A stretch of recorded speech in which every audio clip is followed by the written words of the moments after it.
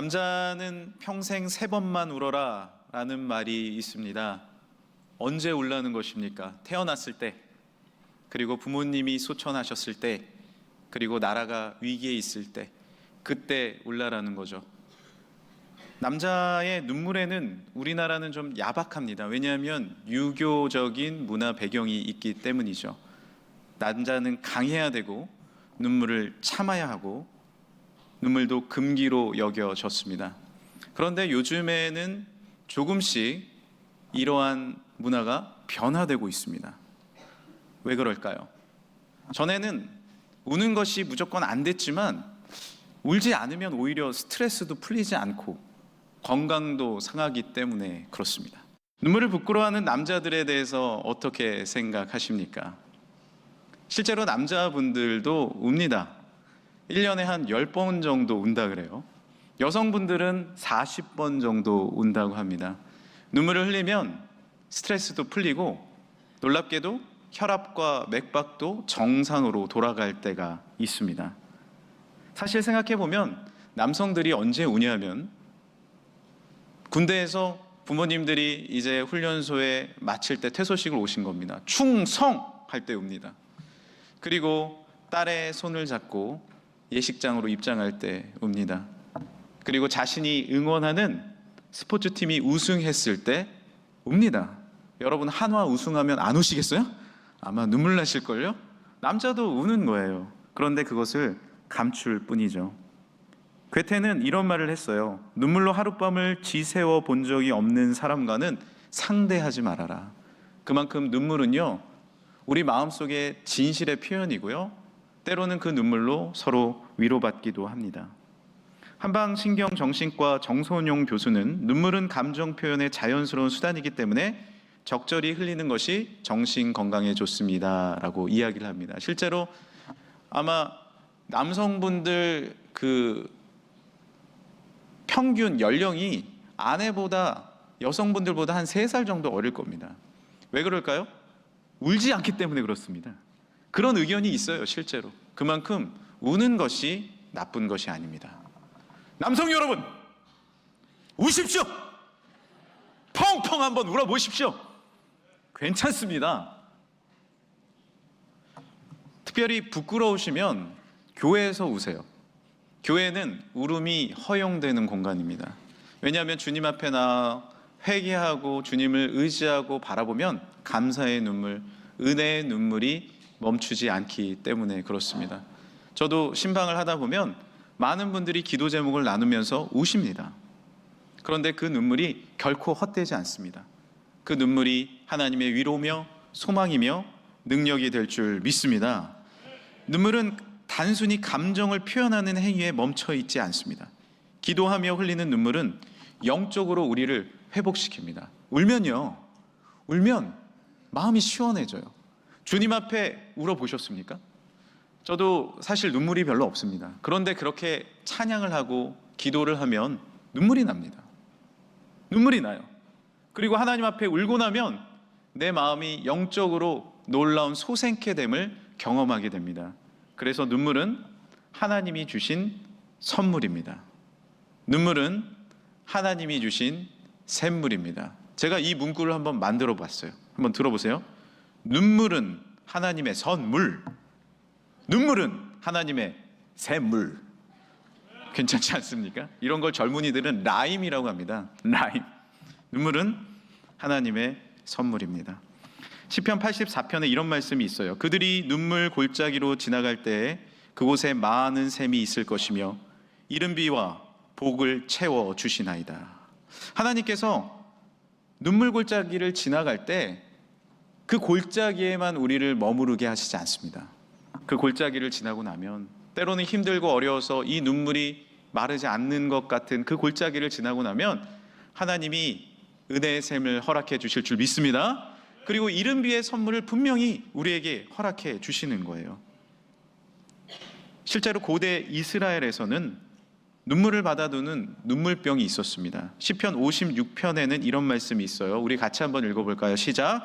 나의 눈물을 주의 병에 담으소서. 이것이 주의 책에 기록되지 아니하였나이까. 눈물병이 있었어요. 눈물이 나면 가족이 소천해서 또한 여러 가지 일들로 하나님 앞에 눈물을 흘리면 이스라엘 백성들은 이렇게 눈물의 병에 모았어요. 저렇게 큰 병에 모을 수 있다니 어떻게 모을 수 있겠습니까? 그런데 왜 모았을까요? 아름다운 병에도 모았습니다. 왜 모았을까요? 이것이 나의 희생 제사가 되는 것입니다. 이것을 모아서 하나님 앞에 예물로 올려드리는 거예요. 하나님, 이만큼 내가 눈물을 흘렸습니다. 하나님, 이만큼 내가 애통하며 주님 앞에 기도했습니다. 주여, 나의 눈물에 응답하여 주옵소서. 인간의 슬픔 그리고 회복을 담고 있는 이 눈물의 가치를 아름답게 여기면서 하나님 앞에 제물로 올려드린 것이죠. 오늘 본문 말씀에는 그 눈물의 가치에 대해 더 깊이 우리에게 알려주십니다. 오늘 본문 5절입니다. 눈물을 흘리며 씨를 뿌리는 자는, 농사를 지으면서 씨를 뿌리는 일은 결코 쉬운 일이 아니죠. 구약 당시의 대부분의 농부들은 소작농들이었습니다. 작은 밭을, 작은 논을 돌보는 사람들이었어요. 그런 작은 밭을 일구니까 어때요? 매일 가난과 아픔으로 힘겨워했습니다. 씨를 뿌리러 나가는 길은 눈물의 길이었어요. 씨를 뿌릴 때쯤 되면 어떻게 되죠? 곡식이 하나도 없는 거예요. 내가 먹을 게 없는 거예요. 그래서 눈물이 나는 것입니다. 오늘 본문을 원문 그대로 풀면 이런 말씀이 됩니다. 씨 주머니를 오늘도 들고 울면서 나가는 자. 이 말씀은 한 번의 동작이 아니에요. 계속 연속되는 동작인 것이죠. 이렇게 해석할 수 있습니다. 울지 않고는 하루도 그의 발걸음을 옮길 수 없는 자입니다. 오늘도 울지 않고는 하루를 살아갈 수 없는 분들이 계실 겁니다. 오늘도 눈물이 메마르지 않은 아픔 가운데 우리가 머무를 수 있습니다. 오늘 씨를 뿌리러 나가지만 걷어들일지도 알지 못하는 발걸음이 있을 수 있습니다. 우리 부모님들 세대들은 참 어렵게 사셨습니다. 지금은 시어머니가 며느리 눈치를 보지만 예전에는 시댁에 들어가면 그렇게 호되게 꾸중도 듣고 많이 혼이 났습니다. 그래서 울지 않으려고 아궁이에 가서 우는 거죠. 시어머니가 보고 애기야 울어? 아니요 어머니 불 떼느라고요. 이러면서 눈물을 참는 겁니다. 아버지들은 일터에서 회사에서 돌아오다가 당장 때려치고 싶은 거예요. 갖은 모욕과 그리고 비난을 들어서 내가 때려칠까? 그만둘까? 하다가도 자녀 생각에, 자식 생각에 군고구마 한 봉지 사다가 웃으면서 자녀들에게 먹어라 라고 이야기합니다. 그리고 자신의 배를 골아가면서 자식들을 먹였습니다. 그런 믿음의 선배님들의 헌신과 사랑이 있었기에, 그 눈물 골짜기가 있었기에 샘이 터졌고, 그 눈물 골짜기가 있었기 때문에 우리가 선물을 받은 줄 믿습니다. 오늘 말씀 5절 말씀 같이 한번 읽어보겠습니다. 시작. 눈물을 흘리며 씨를 뿌리는 자는 기쁨으로 거두리로다. 하나님은 결코 우리를 눈물에만 머무르지 않게 하십니다. 눈물을 흘리면 거두게 하십니다. 할렐루야. 눈물을 흘리며 씨를 뿌리는 자는 분명히 추수 때를 맞이하게 하십니다. 저희 할아버지는 농부셨습니다. 봄이면 논과 종자를 준비하고 모판을 만들고 모내기를 하셨습니다. 그리고 초여름이면 새싹이 잘 자랄지, 아름답게 곡식이 자라는지 항상 돌아보셨습니다. 바쁘셨어요. 아침부터 저녁까지 그렇게 바쁜 것이 농부의 삶입니다. 눈물의 삶입니다. 피와 땀의 삶입니다. 그렇다면 그것으로 끝일까요? 아니에요. 저는 분명히 기억합니다. 추석 때가 되면 자랑하시는 거예요. 저희들한테 이렇게 곡식이 아름답게 자랐노라고, 이렇게 과일들이 자라서 너희들이 먹고 있노라고 그렇게 자랑하셨어요. 눈물을 흘리면 분명히 거둘 때가 있는 줄 믿습니다. 그리고 할아버지는 농부시면서 또한 교회의 선임 장로님이셨어요. 동리에 믿는 사람이 한 명도 없었는데 눈물로 교회를 건축하시고 3번 건축하시면서 교회를 세워 나가셨습니다. 눈물 골짜기죠. 얼마나 우셨겠습니까? 그러나 그 헌신과 그 눈물을 통하여서 지금은 그 동리가 하나님을 다 믿고 믿음의 사람이 양육되어가는 아름다운 동리가 된 것 아닙니까? 눈물은요, 다시 일어나게 하는 걸음이 됩니다. 섬김을 통해 기쁨의 담을 기쁨의 아름다운 단을 허락담을 믿으시길 바랍니다. 가정이 세워졌고 이 나라가 그 눈물로 성장할 수 있었습니다. 그런데 아이러니하게도 그 눈물로 우리 교회가, 이 나라가 성장할 수 있었는데 지금 우리에게 부족한 것은 무엇인가요? 행복도 기쁨도 그리고 돈과 명예도 권력도 아닙니다. 눈물입니다. 지금 우리의 삶 가운데 이상하게도 보이지 않는 것이 눈물입니다. 눈물이 부족합니다. 나의 이기심을 위해서는 울고 나의 억울함을 위해서는 웁니다. 그러나 이웃을 위해, 복음을 위해, 나라를 위해서는 울지 않습니다. 우리에게 다시 필요한 것은 무엇일까요? 눈물입니다. 다시 이 눈물이 필요합니다. 가정에도 눈물이 필요하죠. 자녀들이 잘 자라나기 위해서는 무엇이 필요한가요? 어머니의 눈물로 자라나는 거예요. 호통친다고, 고함친다고 아이들이 잘 자라나는 게 아닙니다. 눈물이 필요합니다. 그 헌신이 필요합니다. 어거스틴이라는 사람은 그 동네의 완전한 망난이었습니다. 어머니는 계속 우는 거예요. 모니카 어머니는 계속 우는 거예요. 교회 와서 눈물로 기도합니다. 눈물로 기도해요. 그러자 그 교회 지금 목사님이신 그 암브로시우스 교부가 어머니에게 다가가는 겁니다. 어머니, 기억하세요. 기도의 눈물은 땅에 떨어지지 않습니다. 기도하는 어머니의 자식은 망하지 않습니다. 한번 따라해 주시겠어요? 기도하는 어머니의 자식은 망하지 않습니다. 어머니 모니카의 눈물 어떻게 됐나요? 처음에는 어거스틴이 몰랐어요. 이 눈물의 의미가 뭔지도 몰랐어요. 그러나 하나님이 그 눈물로 걸음이 되게 하셔서 그를 불러주셨고 철저히 회개했으며 하나님 앞에 기도하고 공부함을 통해서 그 시대에, 아니 지금까지 최고의 철학자, 최고의 신학자가 되어 세인트 어거스틴, 성 어거스틴이 되지 않았습니까? 눈물은 열매를 보게 합니다. 저도 중학교 2학년 때 아버지의 눈물을 봤습니다. 아버지는 저희 앞에서 한 번도 눈물을 보이신 적이 없었어요. 단 한 번도요. 그런데 그날 저는 아버지의 많은 눈물을 봤습니다.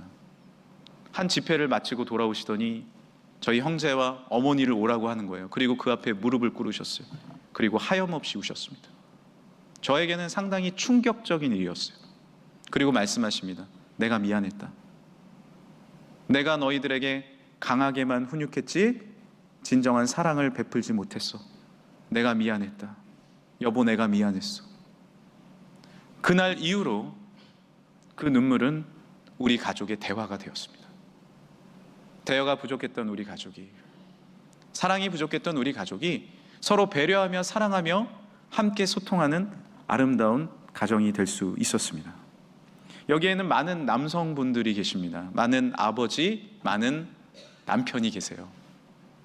아마 좋은 아버지가 되고 싶으실 것입니다. 누구나 좋은 남편이 되고 싶고 누구나 좋은 남자로서 살고 싶습니다. 어떻게 하면 좋은 남편, 아버지, 남자로서 살 수 있을까요? 울어야 합니다. 하나님 앞에 울어야 합니다.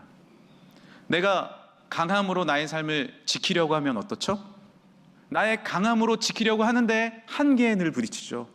그러면 내 안에 분노가 일어납니다. 억울함이 일어납니다. 그리고 모든 것을 내가 뒤엎어버리고 싶죠. 그리고 다음날 또 강함으로 내가 살아갑니다. 그렇지만 한계에 부딪혀요. 계속 반복되는 것이죠. 그러나 나의 한계가 아닌 하나님의 위대하심을 바라보며 하나님의 용서를 바라며 주님 앞에 울 때 주님의 사랑이 나의 사랑이 되고 주님 앞에 눈물을 흘릴 때 나는 좋은 신자가 될 수 있는 겁니다. 좋은 아버지가 되기 위해서는 좋은 교인이 먼저 돼야 됩니다. 할렐루야! 내가 주님 앞에 울 수 있을 때 나의 한계와 나의 분노가 아니라 하나님의 사랑으로 섬기며 베풀며 안아주며 놀라운 하나님의 강함으로 삶을 살아갈 수 있는 좋은 신자가 될 수 있는 것입니다. 그 사랑을 나눌 수 있게 됩니다. 호주의 한 산모가 임신을 했습니다. 이 호주의 산모는 조산원에서 일했기 때문에 어떻게 임신을 했을 때 행동해야 되는지 잘 알고 있었어요. 좋은 식단을 짜서 먹습니다. 탄산음료나 알코올은 입에 대지도 않았어요. 그리고 드디어 1982년 12월 4일 한 아기를 출산하게 됩니다. 그런데 보통 아기가 응애하고 태어나면 엄마 품에 안겨줘야 되는데 갑자기 당황하더니 의사가 아기를 저쪽으로 보내고 전화를 해서 소아과 의사를 부르는 거예요. 뭔가 이상함을 직감한 어머니는 의사 선생님에게 물었습니다. 무슨 일이 있죠? 도대체 무슨 일이 있는 거예요? 그러자 의사는 다가와서 이런 이야기를 합니다. 태어난 아기가 해표지증이에요. 팔과 다리가 없습니다. 아버지는 이 출산 과정을 보고 너무 무서워서 뒷걸음질 하면서 얼굴이 새파래져서 그저 자리에 주저앉았습니다. 두 부모는 눈물을 하염없이 흘렸어요. 그러나 신앙이 깊었던 두 부모는 이 아들의 이름을 닉 부이치치라고 짓고 믿음으로 키워내기 시작합니다. 하나님의 분명한 섭리와 하나님의 계획을 믿고 아이를 키우는 것이죠. 아이는 다행히 아주 긍정적으로 자라났습니다. 교회에서 많은 사람들에게 사랑을 받으며 자라났습니다. 그리고 청소년 시기 하나님을 인격적으로 만나고 오히려 세상에 희망과 기쁨과 긍정을 전하는 복음 전도자의 삶을 살게 되었습니다. 우리나라에도 왔었죠. 한 프로그램에 나와서 이런 이야기를 해줬습니다. 자신의 꿈을, 자신의 목표를, 더 좋은 대한민국을 믿으세요. 옆에 놓여져 있는 것이 무엇입니까? 성경책이에요. 그의 시그니처 강의는 뭔지 아십니까? 그가 이렇게 강의를 하다가 넘어져요. 그러면 엎드려가지고 이렇게 있다가, 여러분 삶에 넘어질 때 있으시죠? 어떻게 일어나십니까? 저는 수백 번, 수천 번 넘어졌습니다. 일어날 수 없으십니까? 손과 발이 없으십니까? 아니잖아요. 저는 이렇게 일어납니다 하고 머리를 땅에 디디고 그 자리에서 일어납니다. 늘 긍정적이며 희망이 있던 그에게 눈물이 멈추지 않는 사건이 하나 벌어졌습니다.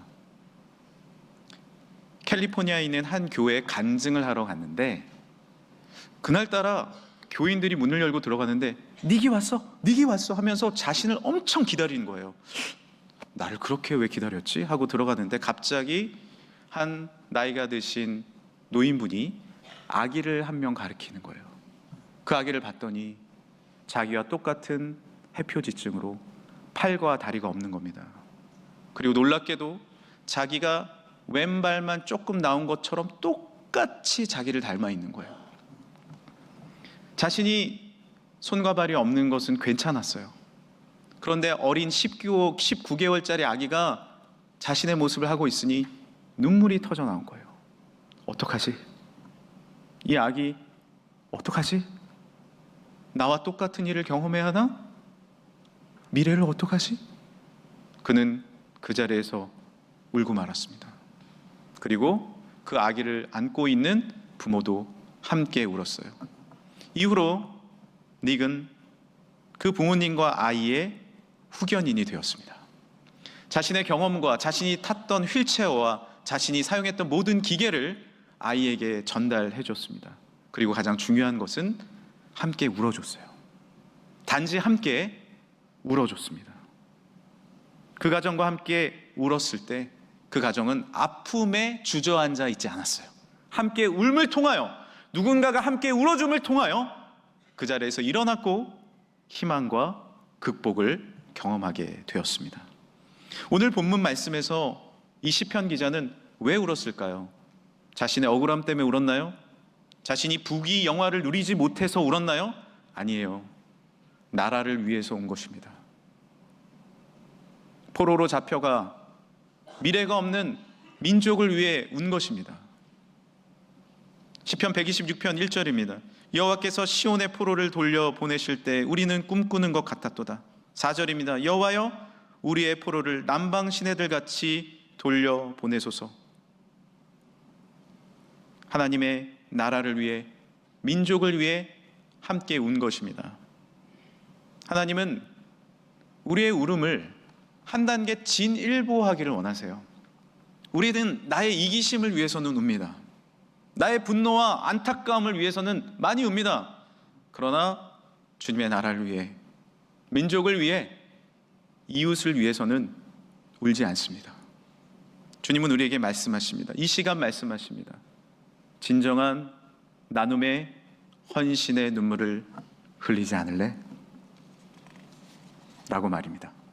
주님이 우리를 위해 울고 계시는 줄 믿습니다. 이제 우리도 함께 울어야 합니다. 이웃을 위해, 나라를 위해, 민족을 위해, 하나님의 복음을 위해 함께 울 때 주님의 놀라운 뜻과 주님의 놀라운 섭리가 분명히 이루어질 줄 믿습니다. 오늘 말씀에는 하나님의 의와 하나님의 나라를 위해 울며 씨를 뿌리는 사람은 반드시 거둔다라고 말씀하십니다. 시편 126편 5절 6절입니다. 함께 읽어보겠습니다. 시작. 눈물을 흘리며 씨를 뿌리는 자는 기쁨으로 거두리로다. 울며 씨를 뿌리러 나가는 자는 반드시 기쁨으로 그 곡식단을 가지고 돌아오리로다. 아멘. 오늘 말씀은 반복되고 있습니다. 눈물을 흘리며 씨를 뿌리는 자는 거두리로다. 눈물을 흘리며 씨를 뿌리는 자는 반드시 기쁨으로 그 곡식단을 거두리로다. 할렐루야. 이것은 무엇이에요? 하나님의 약속입니다. 어떻게 기도의 응답을 받아요? 함께 우는 것입니다. 다른 것이 아니에요. 분노와 이기심과 어떤 진영의 논리가 아니라 함께 우리가 울고 함께 아파하고 하나님의 나라와 뜻을, 그 섭리를 바라보며 믿음으로 함께 나아갈 때 놀라운 하나님의 뜻이 분명히 이루어질 줄 믿습니다. 연말입니다. 다시 믿음으로 기도하시길 바랍니다.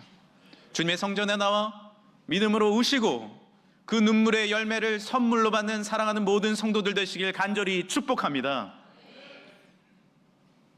해답은 세 번째라는 말이 있습니다. 어떤 말씀인가요? 어떤 고민이 주어졌을 때 정답은 첫 번째 우리가 알 수 있어요. 그런데 그 문제를 풀 수 있는 해답은 세 번째 생각이 난다는 말입니다. 예를 들어 볼까요? 여러분이 한 직장에 면접을 보러 갔습니다. 자, 이런 질문을 합니다. 우리나라 역사적 인물에서 가장 존경하는 분은 누굽니까? 라고 물어봐요. 그러면 여러분은 뭐라고 대답하시겠습니까? 세종대왕? 이순신? 땡입니다. 땡이에요. 그것은 정답일 수 있지만 해답일 수는 없습니다. 트로트 경연대회에 나갑니다. 어떤 노래 부르실 거예요? 비 내리는 호남섬 아싸!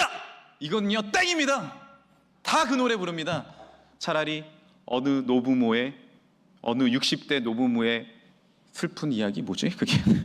그걸 부르십시오. 그걸 부르십시오. 우리는 바로 생각나는 것이 정답일 수는 있지만 문제를 풀 수 있는 해답은 아닐 수 있습니다.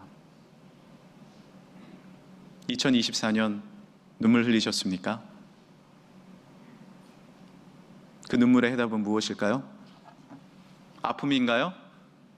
아닙니다. 고통과 슬픔인가요? 아닙니다. 오늘 말씀에서 우리에게 알려주시는 해답은 무엇입니까? 더 깊은 하나님의 뜻, 그것은 하나님의 선물입니다. 하나님께서 우리를 다시 회복시키시기 위한, 하나님의 뜻과 하나님의 계획을 향하여 우리를 이끄시기 위한 선물이 될 줄 믿습니다. 다시 눈물을 흘릴 때입니다. 다시 울고 다시 함께 아파할 때, 그 손을 잡아줄 때 주님께서 무한한 능력과 은혜와 사랑으로 역사하실 줄 믿습니다. 이제 말씀을 마치겠습니다. 이제 어제로 함드림 구역 예배를 마치고 많은 분들과 함께 만났어요. 그 신방의 한 테이블의 중앙에는 제가 휴지를 갖다 놓습니다. 경험에 의한 겁니다. 왜냐하면 기도 제목을 말하다 그렇게 많이 우세요. 그렇게 많이 우세요. 그래서 휴지를 갖다 놨어요. 제가 할 수 있는 건 무엇일까요? 그저 함께 우는 겁니다. 그리고 마음 다하여 그 기도 제목을 갖고 함께 주님 앞에 기도하는 것 외에는 없습니다. 그런데 놀라운 사실은 내 힘도 아니고 내 능력도 아닌데, 우리의 능력도 아닌데, 우리가 함께 울며 기도할 때 하늘 문이 열리고 하늘에 놀라운 소망과 희망이 내리며 응답이 주어집니다. 할렐루야! 응답이 주어지는 거예요. 왜? 함께 울었기 때문에, 함께 믿음을 가지고 나아갔기 때문에. 내 힘과 능이 아니라 이웃을 위해, 나라를 위해, 하나님의 놀라운 섭리를 위해 믿음으로 나아간다면 눈물은 선물이 되어 우리에게 영원한 삶의 축복을 허락해 주실 줄 믿습니다.